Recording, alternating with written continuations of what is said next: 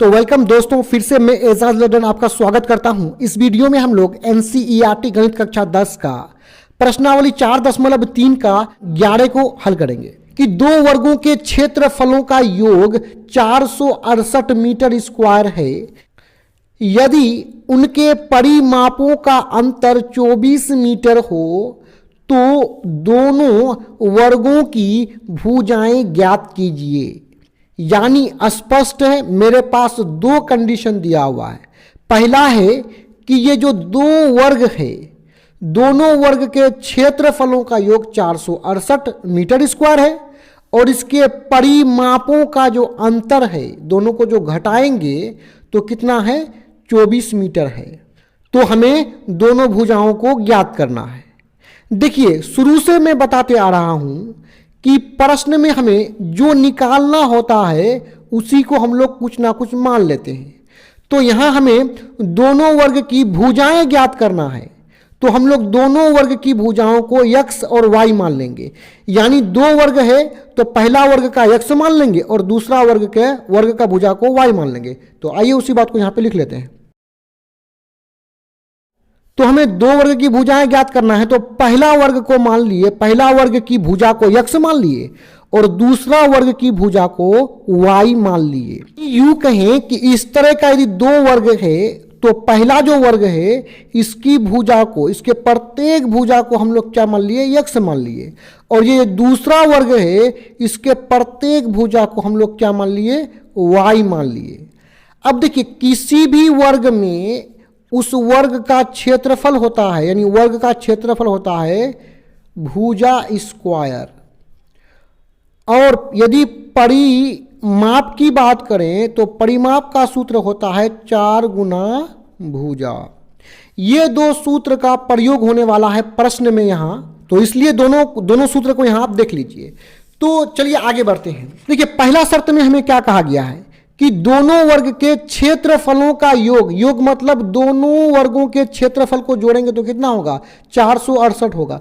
तो क्षेत्रफलों को जोड़ने से पहले आइए दोनों वर्ग का क्षेत्रफल को पहले निकाल लेते हैं। तो यहां पे लिखेंगे पहला वर्ग का क्षेत्रफल।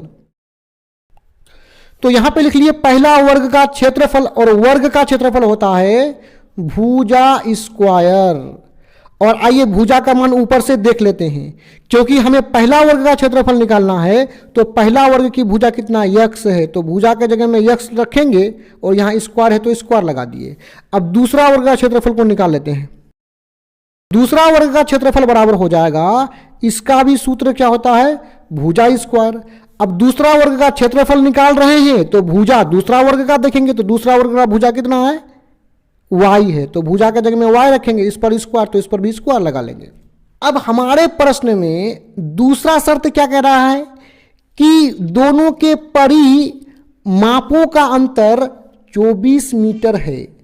तो परिमापों का अंतर मतलब दोनों परिमापों को घटा करके 24 के बराबर करने से पहले आइए दोनों वर्ग के परिमाप को भी यहां पे निकाल लेते हैं। तो यहां पे लिख लेंगे, सबसे पहले पहला का निकाल लेंगे। तो पहला वर्ग का परिमाप, और परिमाप बराबर होता है 4 गुना भुजा।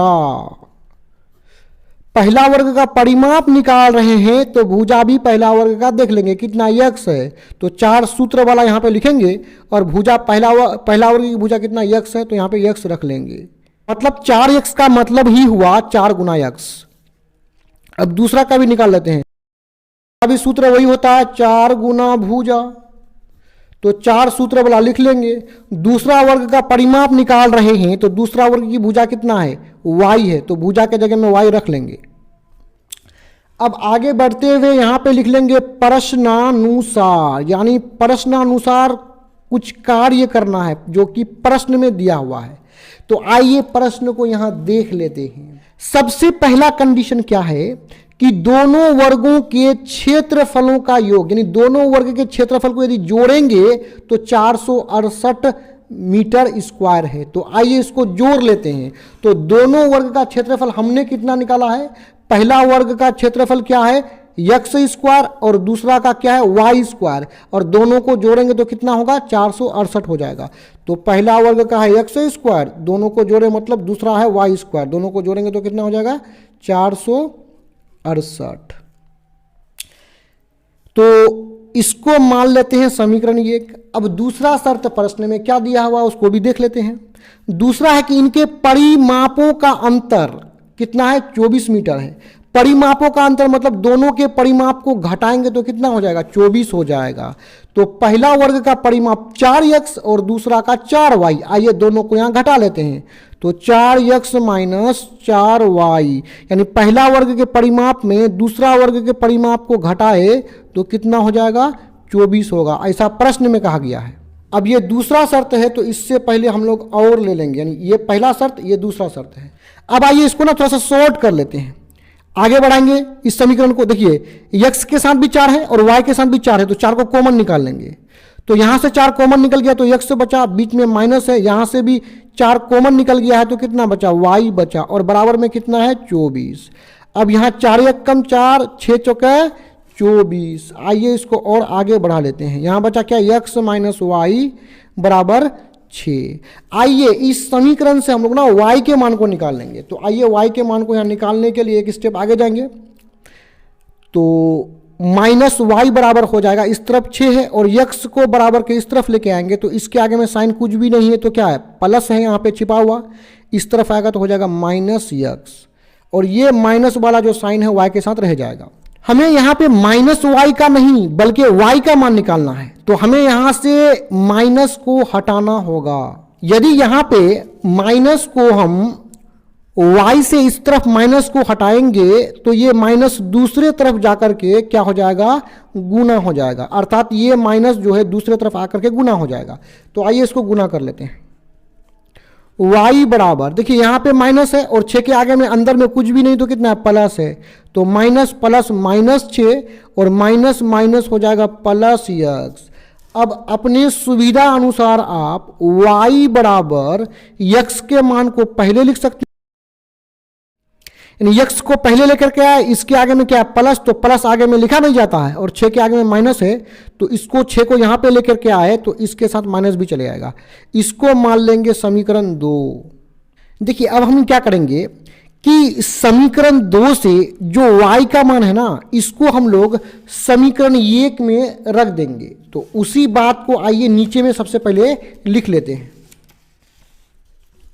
कि समीकरण 2 से y का मान समीकरण 1 में रखने पर, तो सबसे पहले समीकरण 1 को उतार लेते हैं। तो समीकरण 1 क्या है x square plus y square बराबर 468। आप ऊपर में समीकरण 1 को देख सकते हैं, यही समीकरण 1 है। तो सबसे पहले समीकरण 1 को तो हम लोग क्या करेंगे यहाँ उतार लेंगे। अब इस समीकरण में हम लोग y के मान को समीकरण 2 से रख लेंगे, तो x का मान लिख ही लेंगे x स्क्वायर, बीच में क्या है प्लस है। अब y बराबर कितना है x माइनस 6, तो x माइनस 6 कर लेंगे, और यहाँ y पर स्क्वायर है तो y का जो मान है इस पर भी हम लोग स्क्वायर लगा लेंगे, बराबर में है 468। आइए इसको यहाँ आगे बढ़ा लेते हैं। यहाँ क्या है x स्क्वायर, बीच में क्या है प्लस। अब यहाँ पे हम लोग ना सूत्र का प्रयोग कर लेंगे, वो इस सूत्र का प्रयोग कर लेंगे। देखिए a माइनस बी पर होल स्क्वायर बराबर a square minus 2ab plus b square, यानी दो संख्या यदि माइनस में रहे उस पर होल स्क्वायर रहे। यदि प्रश्न की बात करें तो a के स्थान पर x है और b के स्थान पर कितना है 6 है, तो जहां सूत्र में a आया है वहां x रखेंगे और जहां b आया है वहां 6 रखेंगे। तो क्या सूत्र है a स्क्वायर, तो x पर स्क्वायर माइनस 2ab, दोनों को गुना कर देंगे, 2 लगा करके दोनों को गुना कर देंगे, 2 है सूत्र वाला, तो 2 इंटू एक्स इंटू 6, बीच में क्या है प्लस बी स्क्वायर, बी के स्थान पर 6 है तो 6 पर कर लेंगे स्क्वायर, बराबर का चिन्ह देंगे और 468 को लिख लेंगे। अब आइए इसको आसानी से सोल्व करते हुए आगे बढ़ते हैं। यहां पे देखिए एक्स स्क्वायर प्लस यहां भी है एक्स स्क्वायर, 6 दूने 12 गुना यक्स हो जाएगा -12 यक्स प्लस 6 पर स्क्वायर मतलब 6 गुना 6 6 36 हो जाएगा। अब बराबर में देखिए इस तरफ क्या है 468 उसको उतार लिए। अब इसको आगे बढ़ा लेते हैं। देखिए सेम पद आपस में जुट जाएगा या घट जाएगा, तो स्क्वायर वाला पद स्क्वायर वाला पद यानी x square plus x square हो जाएगा 2 यक्स स्क्वायर, उसके बाद -12 यक्स, क्योंकि यक्स वाला कोई पद नहीं है तो ये किसी के साथ जुटेगा या घटेगा नहीं, तो यहाँ प्लस 36 और 468 को बराबर के इस तरफ लेके आएंगे तो इसके आगे में साइन कुछ भी नहीं है तो कितना प्लस है, इस तरफ आएगा तो हो जाएगा -468 बराबर, इधर कुछ नहीं बचा तो 0 लगा लेंगे। अब आइए इसको और आगे बढ़ा लेते हैं। यहाँ है 2 यक्स स्क्वायर -12 यक्स, बिना यक्स वाला पद ये भी है और ये भी है, तो आइए इसको यहाँ घटा लेते हैं। क्योंकि यहाँ पे बड़ा वाला जो संख्या है ना उसके सामने माइनस है तो घट के हो जाएगा -432 बराबर में कर लेंगे 0। देखिए आप इसमें डायरेक्ट यहाँ पे अभी द्विघाती सूत्र लगा करके x के मान को निकाल सकते हैं, चाहे तो आप 2 को कॉमन निकाल करके भी x के मान को निकाल सकते हैं। इससे क्या होगा, कैलकुलेशन आपका सरल हो जाएगा। तो आइए 2 को कॉमन निकाल लेते हैं, तो 2 को यहाँ कॉमन निकाल लेंगे। तो देखिए यहां से 2 कॉमन निकल गया है तो क्या बचा एक्स स्क्वायर, बीच में क्या है माइनस। अब देखिए 12 में यहां पे 2 दिखाई नहीं पड़ रहा है, अब 12 से 2 कॉमन निकाल करके यहां क्या लिखा जाए उसको समझिए। यहां पे सिंपल है, जिसको भी हम कॉमन निकालते हैं उससे भाग लगा करके यहां पे लिख लेंगे। यानी 2 कॉमन निकाले हैं तो 2 से 12 को भाग देंगे तो 6x बचेगा, माइनस है, फिर 2 से इस 432 को भाग लगाएंगे तो कितना प्राप्त होगा 216। ब्रैकेट को बंद करेंगे बराबर 0 कर लेंगे। अब आइए इसको यहां आगे बढ़ा लेते हैं। यक्स स्क्वायर -6x -216 बराबर इधर 0 है, 2 को इस तरफ लेके आएंगे तो ये भाग लग जाएगा। आइए एक स्टेप और भी आगे बढ़ा ही लेते हैं इसको, ठीक है। 216 बराबर 0/2 हो जाएगा 0। अब द्विघाती सूत्र का प्रयोग कर लेंगे, तो द्विघाती सूत्र का प्रयोग करने से पहले हम लोग ए बी सी के मान को निकाल लेंगे।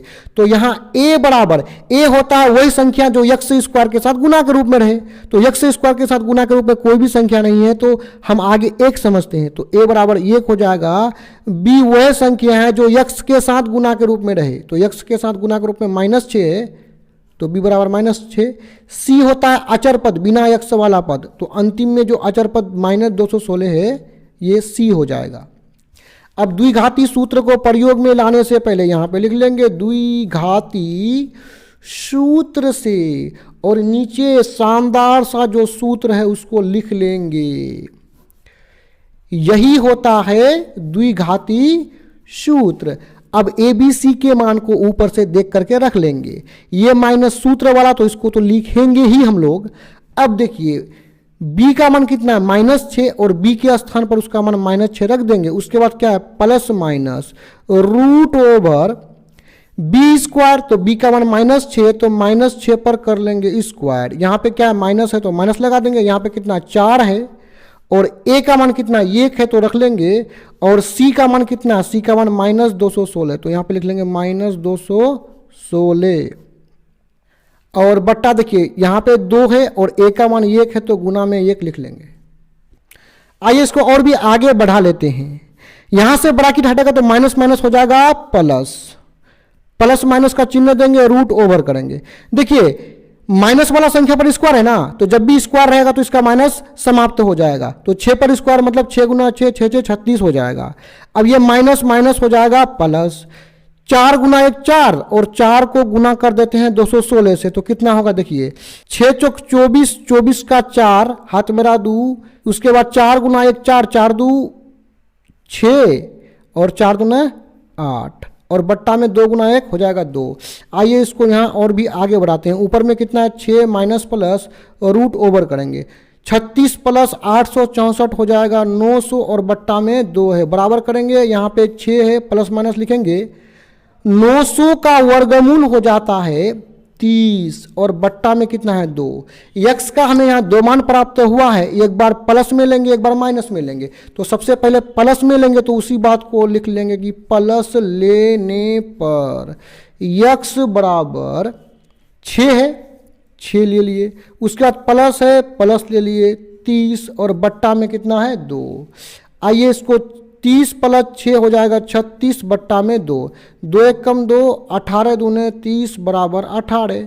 अब माइनस में ले लेते हैं, माइनस लेने पर लिख लेंगे। अब x बराबर यहाँ प्लस ले चुके हैं, अब क्या लेंगे माइनस लेंगे, तो 6 माइनस 30 और बट्टा में 2।